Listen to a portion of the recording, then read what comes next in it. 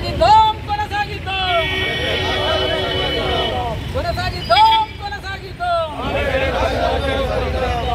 జోహార్ భారత రాజ్యాంగ పిత డాక్టర్ బాబాసాహెబ్ అంబేద్కర్. జోహార్ బాబాసాహెబ్ అంబేద్కర్. జోహార్ రహే భాగ్యరెడ్డి వర్మ. అమర్ రహే భాగ్యరెడ్డి వర్మ. అమర్ రహే తెలుగు నేలపై దళిత విప్లవాన్ని మొదలుపెట్టిన భాగ్యరెడ్డి వర్మ. అమర్ రహే జోహార్ భాగ్యరెడ్డి వర్మ.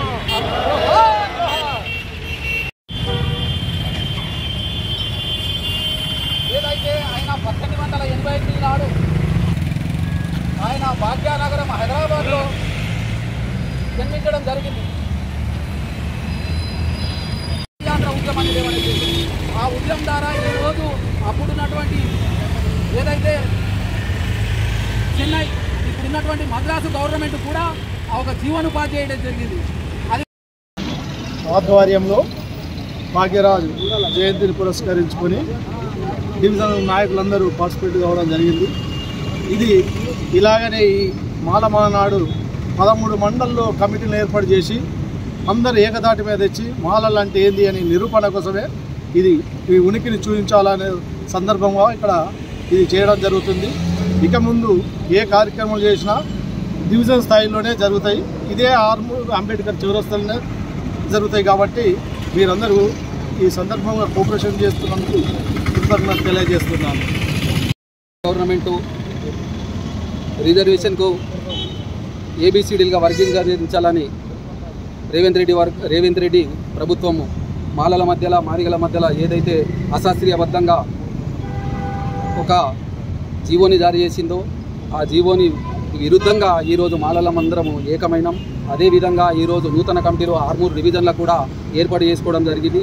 దానికి అధ్యక్షుడిగా మాదిరి రాజన్న రిటైర్డ్ టీచరు, ఆయన అధ్యక్షులు, నేను ప్రధాన కార్యదర్శిగా, తర్వాత పులి గంగాధరు ట్రెజరర్గా, అదేవిధంగా మా జిల్లా నుంచి రాష్ట్ర నాయకులు అందరూ ఈ కార్యక్రమానికి రావడం జరిగింది.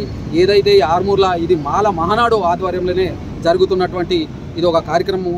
ఎందుకంటే ఈరోజు భాగ్యరెడ్డి వర్మ ఆయన ఒక మాల కులానికి చెందినవాడు. స్వాతంత్రం రాకున్న పూర్వమే ఆయన 1888లో జన్మించిన తర్వాత 1910 నుంచి 1933 వరకు ఎన్నో ఉద్యమాలు చేయడం జరిగింది. ఆ రూపకంగా ఉద్యమాలు చేసినటువంటి ఒక కులానికి చెందినటువంటి భాగ్యరెడ్డి వర్మను ఈరోజు మేము సంస్కరించడం మా అదృష్టంగా భావిస్తూ ఉన్నాం. ఎందుకంటే మా జాతిలో పుట్టినటువంటి ఎందరో మహనీయులు ఉన్నారు. ఆ నేతలందరినీ మేము ఈరోజు స్మరించుకోవాల్సిన అవసరం ఉన్నది. కాబట్టి ఈరోజు మాలల తరపున ఈరోజు అందరం మేము ఏకమై ఏదైతే రిజర్వేషన్కి వ్యతిరేకంగా ఈరోజు రేవంత్ రెడ్డికి ఇచ్చినటువంటి ప్రభుత్వ జీవోకి వ్యతిరేకంగా ఈరోజు మేమందరం మా ఇళ్లకు పోయి మా పిల్లలను, మా కుటుంబాలను, మా సమాజాన్ని మేలుకొలిపి దానికి ఏదైతే అశాస్త్రీయబద్ధంగా ఇచ్చినటువంటి జీవోను రద్దు చేసే విధంగా మేము పోరాడతాం. ఎందుకంటే మాకు మాలర్గాలతో మాకు ఎటువంటి వైరం లేదు. ఎందుకంటే అన్నదమ్ములం ఈరోజు కాకుండా రేపు పంచుకోవాల్సినటువంటి మా మీద ఉన్నది పంచుకోవాల్సినటువంటి రిజర్వేషన్ సమానంగా పంచుకోవాల్సిన అవసరం ఉన్నది. మా జనాభా ధమాక ప్రకారం మాకు జరిగినటువంటి అన్యాయం ఏదైతే ఈ జీవో ద్వారా ఉన్నదో దాన్ని సమం చేసుకోవడానికి వాళ్ళ రిజర్వేషన్ వాళ్ళకు ఉన్నది, మా రిజర్వేషన్ మాకు ఉన్నది.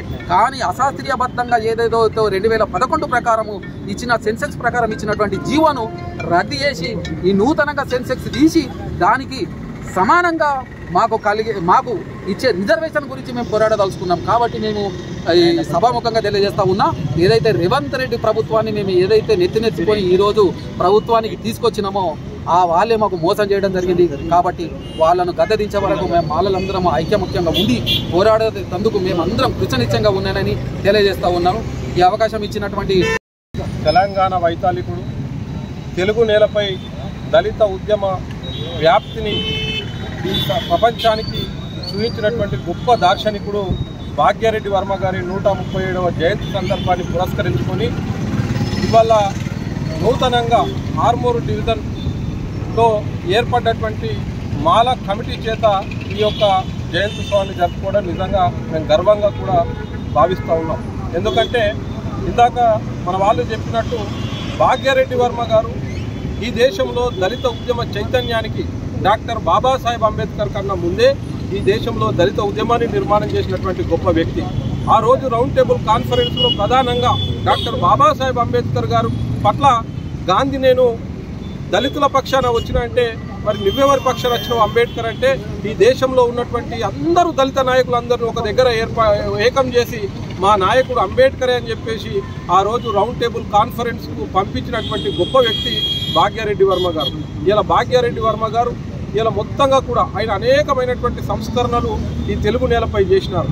ఆది హిందువులమని చెప్పేసి ఆయన మొట్టమొదటిసారిగా ఈ ప్రాంతంలో ఆది హిందూ ఉద్యమానికి నాంది పలకడం జరిగింది. ఈ దేశ భూమిపుత్రులమని, ఈ దేశ మూలవాసులం మేము కాబట్టి మేమందరము కూడా అస్పృశ్యులం కాదు, అంటరాని వాళ్ళం కాదు, మేము ఆది హిందువులమని చెప్పేసి సగర్వంగా ఆయన చాటడమే కాదు, ఇవాళ హైదరాబాద్ నగరంలో ప్రధానంగా ఆది హిందూ భవన్ చాదర్ఘట్లో ఏదైతే ఉన్నదో ఇలా అది చరిత్రకు ఒక నాందిగా కూడా మనం చూడవలసినటువంటి అంశంగా మనం చూస్తూ ఉన్నాం. కాబట్టి ఆ రోజు నిజాం ప్రభుత్వంలో కూడా ఆయన స్థాపించినటువంటి 26 స్కూళ్లను ప్రధానంగా మొత్తము ఉర్దూ మీడియంలో ఆ రోజు బోధన జరుగుతూ ఉంటే ఆయన తెలుగు మీడియంలో ఇవన్నీ కూడా స్కూళ్ళు నడపాలని చెప్పేసి నిజాం గారికి చెప్తే నిజాం గారు ఆ 26 స్కూళ్లను కూడా ఓన్ చేసుకుని నడిపించినటువంటి చరిత్ర భాగ్యారెడ్డి వర్మ గారికి ఉన్నది. ఇట్లా చెప్పుకుంటూ పోతే ఆయన అనేకమైనటువంటి సంస్కరణలకు నాంది పలికినటువంటి వ్యక్తి. ఇందాక పెద్దలు చెప్పినట్టు వారు 1906లో మన్య సంఘం అనేటువంటి ఒక మాల సంఘాన్ని ఏర్పాటు చేసిండు. రెడ్లు, వెలుమలు, కమ్మల కన్నా ముందే ఈ దేశంలో మాలను ఏకం చేయడం కోసము ఆయన మన్య సంఘాన్ని ఏర్పాటు చేసి ఆ సంఘం ద్వారా ప్రధానంగా దళిత వాడల్లోకి వెళ్ళి దళితులంతా కూడా మందు మాంసానికి దూరంగా ఉండాలని, వ్యభిచారానికి దూరంగా ఉండాలని చెప్పేసి అసాంఘిక కార్యక్రమాలు మనం చేయొద్దు, మనం అందరం కూడా చదువుకోవాలని చెప్పేసి ఆయన ఎన్నో గొప్ప గొప్ప కార్యక్రమాలు చేసినటువంటి వ్యక్తి భాగ్యారెడ్డి వర్మ గారు. కాబట్టి ఆయన స్ఫూర్తిని మేము తీసుకొని ఈ దేశంలో మాలలకు జరుగుతున్నటువంటి అన్యాయాలను ప్రతిఘటించడానికి మేము ఆర్మూర్ డివిజన్ మాల కమిటీ తరఫున మేము అందరం కూడా ప్రతి గ్రామానికి వెళ్ళి మా యువతను చైతన్యం చేస్తాం.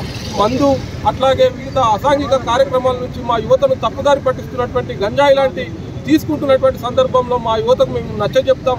ఆ విధంగా మేము భాగ్యారెడ్డి వర్మ స్ఫూర్తితో డాక్టర్ బాబాసాహెబ్ అంబేద్కర్ మార్గంలో మేమందరము కూడా మాలల దగ్గరికి వెళ్ళి వారిని సంఘటితపరిచి మేమందరం కూడా వారిని చైతన్యం చేసి రాబోయే రోజుల్లో ఈ ప్రభుత్వాలకు మాల వ్యతిరేక విధానం అనుభవిస్తున్నటువంటి ఏ ప్రభుత్వానికైనా తగిన బుద్ధి చెప్తామని చెప్పేసి ఇక్కడ ఉన్నటువంటి నాయకులంతా కూడా ప్రతిజ్ఞ తీసుకొని మరి రేపటి నుండి వాళ్ళంతా కూడా ఇలా గ్రామాల పాటు పట్టబోతూ ఉన్నారు. కాబట్టి వారి ఆధ్వర్యంలో ఇలా మేమందరం కూడా ఈ యొక్క జయంతిని జరుపుకోవడం చాలా గర్వంగా ఫీల్ అవుతా ఉన్నాం.